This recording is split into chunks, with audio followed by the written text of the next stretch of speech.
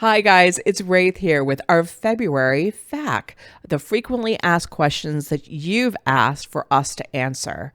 So the first one is really sort of fun because it gets to show everyone and us to brag a little bit about our numbers on Spotify, but maybe let you know something you did not know. So the question is, wow, you have 160,000 monthly listeners on Spotify. How much do you make from those streams? The answer is nothing. Absolutely nothing. We make no money at all from Spotify.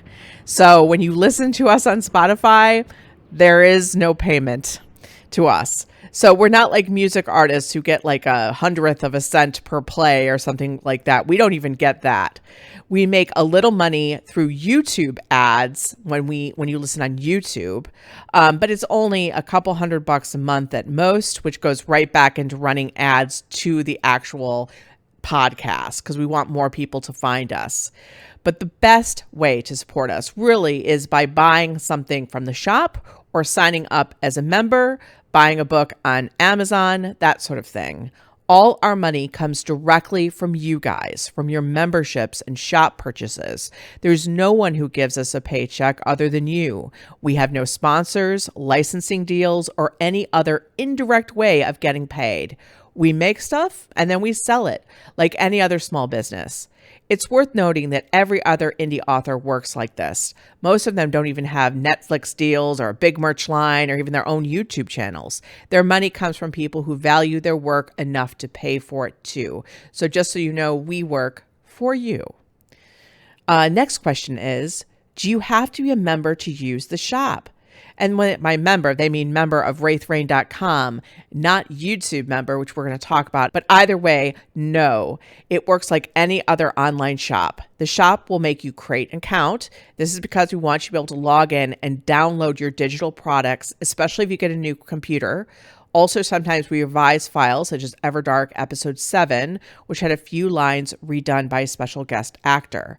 Unfortunately, the shop and the membership sites are two different systems, so there is no way to tie them together. They run completely different software from behind the scenes, so you do need to make a separate account for the shop and Raythe.com. So if you are a member, your Raythe.com membership is not going to get you into the shop. You can use the same info to create the login and password for each system. So you can use corvusnightbane@gmail.com and the password bloodfang for both your Raythe.com account and the Raythe shop, but they are separate. Let's say you reset your password on Raythe.com to full moon. Your password on the Raythe shop would still be bloodfang. If you have more questions, please leave them in the comments down below so that we can follow up on that. Another question we get frequently asked is, can I buy something from the Raythe shop if I'm not in the US? Absolutely. For the digital stuff like the ebooks, audiobooks, and manga, it makes no difference where you are. They're downloads. But if you order printed merch or physical books, those can take a while to get to you, depending on the postal systems.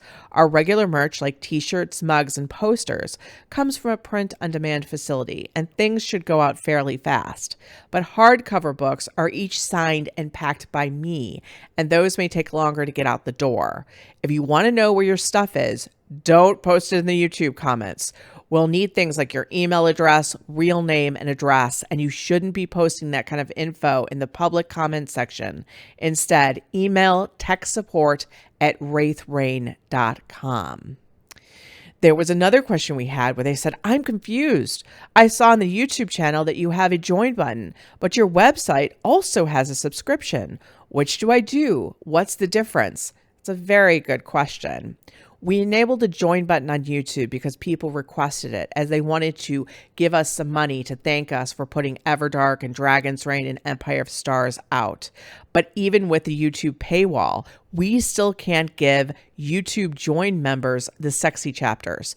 That is because YouTube is hosting those files, and that means we have to play by their Disney safe rules. We have a community content warning on our permanent YouTube record.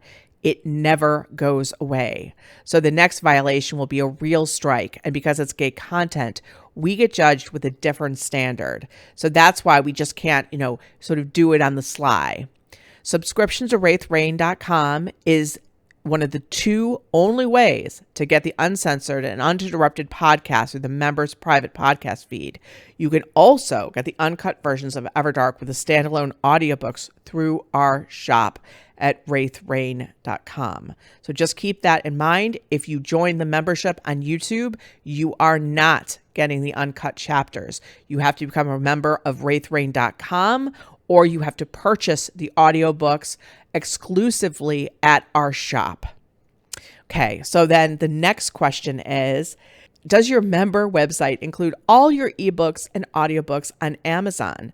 So a person asked this of us because they saw that we had a listing of all the individual novel series that I've written over the past 12 years that I put up on Amazon.com. Most of these books are in Kindle Unlimited. Not all of them. The manga can't be because it's also on the site. We've also put the Everdark ebooks up there because we're selling them individually in the shop, and it's another way to get people interested in the podcast and interested in wraithbrain.com. You don't get those included with your membership. What you would get included with your membership is all the stories and all the manga and the membership podcast feed, and everything that's on wraithbrain.com. Most of those books are in Kindle Unlimited, which is a sort of a lending library. You pay $9.95 to Amazon and they let you borrow any book that's in Kindle Unlimited. Also, some people have asked us, are you going to put Everdark audiobooks on, for example, Audible? And the answer to that question right now is no. And the reason is Audible says unless you are exclusive, you will get literally 20% of net sales of your audiobook. That means they are getting 80% for simply letting us host our files on their network, and their people getting to basically use their membership to download it. And that's just crazy. I mean, you guys have probably maybe have a little bit of an idea how much it costs to create a normal audiobook, but an audiobook with a full cast. Trust me, that's just not something that we can ever really do. Now, if years in the future, when we feel that we've moved on, for example, to the next podcast or the next project, and we feel that remainder traffic would make sense, we might put them up on Audible, but that would be like years and years down the road. And I don't think anyone who's listening to Everdark now is going to want to wait to find out what happens in those cut chapters, really and truly. So just so you know, the only two places you can get the audiobooks are if you're a member of wraithbrain.com or you purchase the audiobooks individually from our shop. I joined as a member, but Everdark isn't all uploaded yet. I thought I was supposed to get more chapters. Unfortunately, no. All the episodes of Everdark haven't even been produced yet. And this is of February 2023 when you're listening to this. Everdark is a multi-actor recording, and it takes much longer to produce these episodes than a standard audiobook. For a book like Cinders and Ashes, it's only 10 hours of audio, and it's mostly done by one person. Edward goes into a little room with a mic and reads it. Hannah does her lines, and the editor splices it all together. But for Everdark, there are now 8 actors involved. Ever wonder how an Everdark podcast gets made? Here's the process. First, I edit the text. Then I send it to the studio so that the actors can record their lines. Since they're working actors and have other acting jobs, the studio manager has to schedule them to record. We often have to wait for multiple actors to be available at around the same time. After the actors have recorded, the editor takes the raw files and cuts all the actors' lines together, making them sound as though they recorded it in the same room at the same time. It then goes to continuity and proofing, which is when someone listens to the episode and checks it against the original text for mistakes. If there are mistakes, it gets sent back to recording and editing for retakes. Then the episode is mastered to have the proper professional sound. After the files get to us, we upload them to the podcast and YouTube channels with the summaries and titles. With 8 actors plus the editing crew, one episode of Everdark is a lot more involved than even Dragon's Reign was. That is why we aren't that far ahead of what we post to the members' podcast. So let's say we post chapter 40 to YouTube. That means the members are at chapter 55, but we've only produced, for example, up to chapter 70 maybe. We keep a 15 episode cushion, so if something happens, such as an actor gets a leading role and has to shoot a movie in a far off land, or the editor gets sick, or someone has a baby, or whatever, we can still keep up our schedule while things get back on track behind the scenes. This is a question we get a lot, because I think as soon as people get to an edited chapter, they go, "Ah." So why do you have to censor so much on YouTube and iTunes? Can't you upload the uncut version on Spotify? First of all, I just want to put this as an aside, is that I know that a lot of people think that Spotify is much more open, but rules change all the time. And quite frankly, it's not as open as you think it is. And let's also say that gay equals porn in most mainstream media's eyes. So they don't really want to have the gay porn on their site. That's just how that goes. But just let's go back to the answering this question better. YouTube and all these other companies make the rules, and they are well known for deleting or restricting channels without notice. We do not want to give them any reason to notice us. That's why we have to keep things as close to Disney safe as we can. YouTube has a sophisticated way to detect the words found in a video, and you can bet if they find certain words, they'll look at us with a magnifying lens. For example, we often have the word gay in the episodes. That in and of itself might not be a problem, but when you pair it with the word kiss, that might get flagged for someone to take a closer look. YouTube has already marked us with a community content warning, so it's on our YouTube permanent record, so to speak. Generally, there is no fair appeal process. There aren't even humans working those first layers of shoddy YouTube support, just AI bots. Our best tactic is to lie as low as possible. And YouTube changes the game all the time behind the scenes. It feels unfair. And some would say it is unfair, but the truth is it's their right to decide what's acceptable and unacceptable with no notice to creators because it is their platform. Now you can't even swear during the first, 10 or 15 seconds of any video on YouTube, or it will be demonetized. We want to keep our YouTube community going because it's awesome and the only place we can get comments on episodes. That's why we have to play it Disney safe. As for Apple, they are prudes. They've always been prudes. This is nothing new. Their terms of service is a lot like YouTube's. Spotify may seem more lenient, but again, here's the problem. We upload to one central place for the podcast. This is our public podcast feed. There are not separate uploads for Apple, Google, Spotify, iHeartMedia. We have only one file for each episode, which we put in a central place, and that gets distributed everywhere. So we edit for the most restrictive terms of service, which is Apple and YouTube. We want the best possible chance of future-proofing this podcast so everyone can enjoy the story. Will you ever have printed manga? No.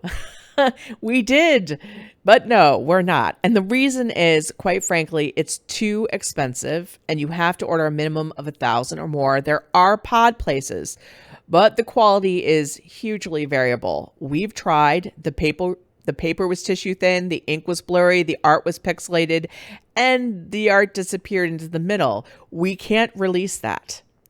Another question, are the print books of Everdark different than the serial story on the website? How long is Everdark? They are exactly the same story. The written version of the serial story is all done and has been for a while. It's 147 chapters, and you can read it from start to finish on Raythe.com. The printed volumes are meant to be seen as merch, and I wanted them to be something that will look good on the shelf. They are the same story, but with custom artwork for each cover and signed and personalized by me.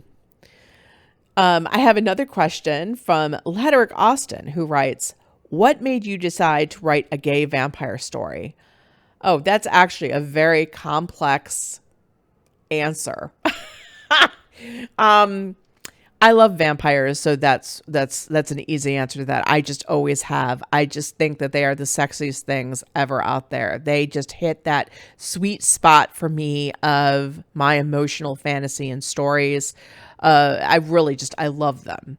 I've been writing, like I said, gay fiction professionally for over 12 years, but I've also really been writing it since I was 12 and I'm now 48. I can give you a lot of reasons, I would say, but probably the most concise one would be simply this. When you write het romance, female characters are far more limited in what is acceptable. They can only be flawed in certain ways. They can only behave in certain ways. Basically, it's sort of like the reader wants to have to be that person or have that person as their best friend to get them rewarded. And the complexities that I wanted to show in the characters just simply didn't work in those types of restrictive environments. Also, and I think this is true, for many people, a lot of straight women read gay fiction, and there's a lot of reasons for this, including why I started writing it. But I also think this idea is that they can fall in love with either character, and that allows them to sort of, pick the one for them, than trying to imagine themselves as that person in the story. And again, that just gives far more freedom. So love vampires. Just found the freedom in gay romance that I never found in any other genre. And I put those two things together. Catherine Gregory asked, are the older serials like The Abyss going to be added to, or is that just the ending for them? I never say never about anything. I have ideas sometimes to continue stories, like I really want to do them. But the truth is I never want to end a story either.